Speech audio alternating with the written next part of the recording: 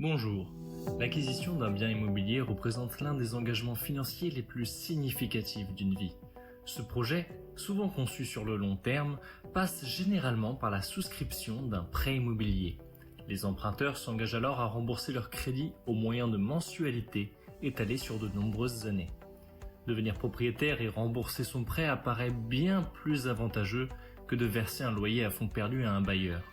Contrairement au loyer, chaque échéance de prêt contribue à bâtir un patrimoine personnel. Cet engagement comporte néanmoins des risques en cas d'imprévu. C'est précisément ici qu'intervient l'assurance de prêt immobilier. Exigée par la plupart des établissements bancaires, cette assurance constitue une garantie essentielle. Elle protège l'organisme prêteur si l'emprunteur se trouve dans l'incapacité de rembourser son crédit, que ce soit en raison d'un décès, d'une invalidité, d'une incapacité temporaire de travail ou d'une perte d'emploi.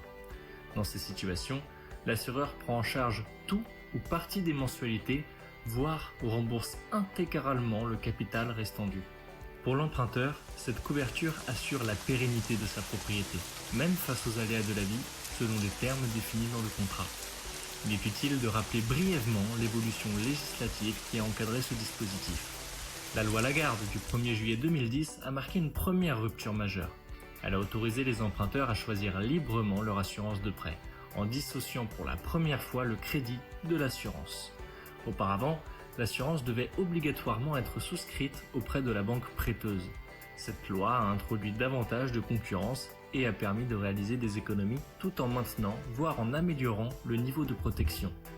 En 2014, la loi Hamon est venue renforcer ce droit en permettant aux emprunteurs de changer d'assurance durant la première année du prêt, constatant que la loi Lagarde n'avait pas produit tous les effets attendus, notamment par manque d'informations aux emprunteurs. La loi Bourquin de 2017 a étendu cette possibilité tout au long de la durée du prêt, sous réserve d'un préavis de 3 mois avant date anniversaire. Enfin, la loi Lemoine, entrée en vigueur en 2022, a simplifié considérablement la procédure. Il est désormais possible de résilier et de substituer son assurance à tout moment, sans préavis, pendant toute la durée du prêt. La seule condition reste que le nouveau contrat présente un niveau de garantie équivalent à l'ancien. La banque dispose de 10 jours pour motiver par écrit un éventuel refus. Pour apprécier correctement ce niveau d'équivalence, il convient de se référer à la fiche d'information standardisée, remise lors de la signature du prêt.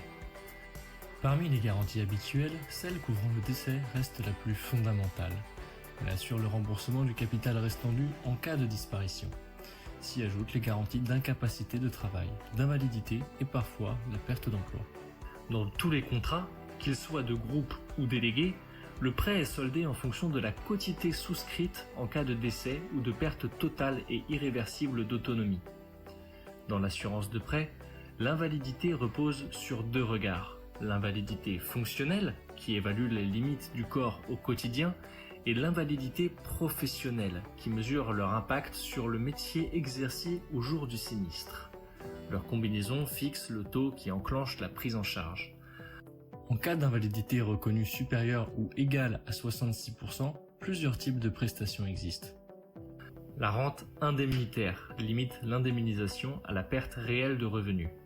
La rente simple, quant à elle, verse mensuellement un montant correspondant à l'échéance du prêt selon la quotité assurée. Il faut noter que ces prestations peuvent être supprimées à tout moment si le taux d'invalidité de l'assuré descend en dessous des 66%.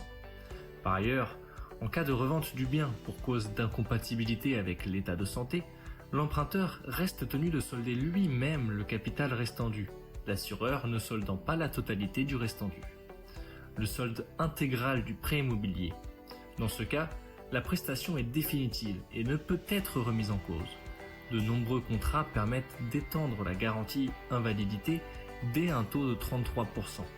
Cette option couvre l'invalidité permanente partielle, l'IPP, c'est-à-dire les situations où la capacité de travail est réduite mais non totalement supprimée.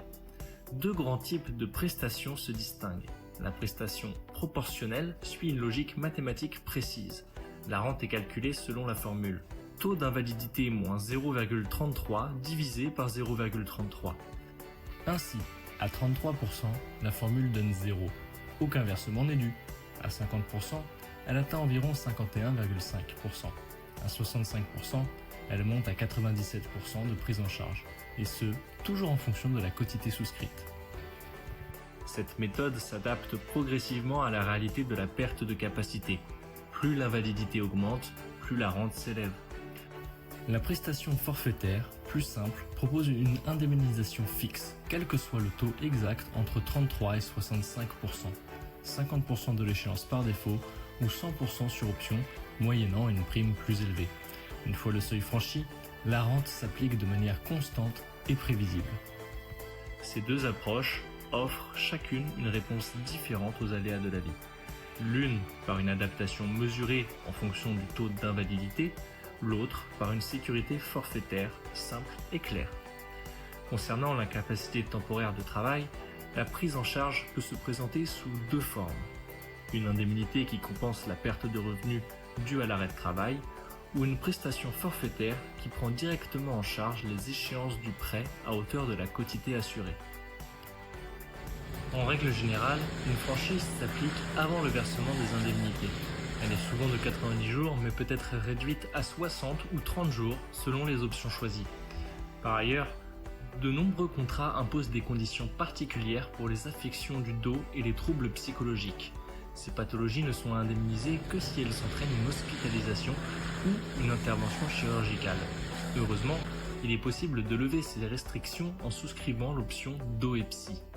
Une fois cette option activée, ces affections sont couvertes dans les mêmes conditions que les autres pathologies, sans obligation d'hospitalisation. Il est essentiel d'évaluer attentivement la qualité des garanties proposées par un contrat d'assurance de prêt. Au-delà du prix, la solidité et l'étendue des couvertures font toute la différence en cas de sinistre. Il est également très avantageux de comparer le coût total des différents contrats. Grâce aux lois successives sur la substitution d'assurance, vous pouvez changer d'assurance de prêt à tout moment, souvent sans frais, pour bénéficier à la fois de tarifs bien plus bas et de garanties renforcées. En conclusion, l'assurance de prêt immobilier constitue une protection essentielle pour sécuriser votre projet face aux imprévus de la vie. Elle propose des garanties adaptées, évolutives et simplifiées, permettant de préserver votre patrimoine et votre tranquillité d'esprit tout au long de votre engagement. Elle demeure l'une des meilleures formes de prévoyance que vous puissiez souscrire. Cependant, il est crucial que ce contrat soit de haute qualité, transparent et présenté de manière claire afin d'éviter toute ambiguïté et d'assurer une tranquillité totale lors de sa signature.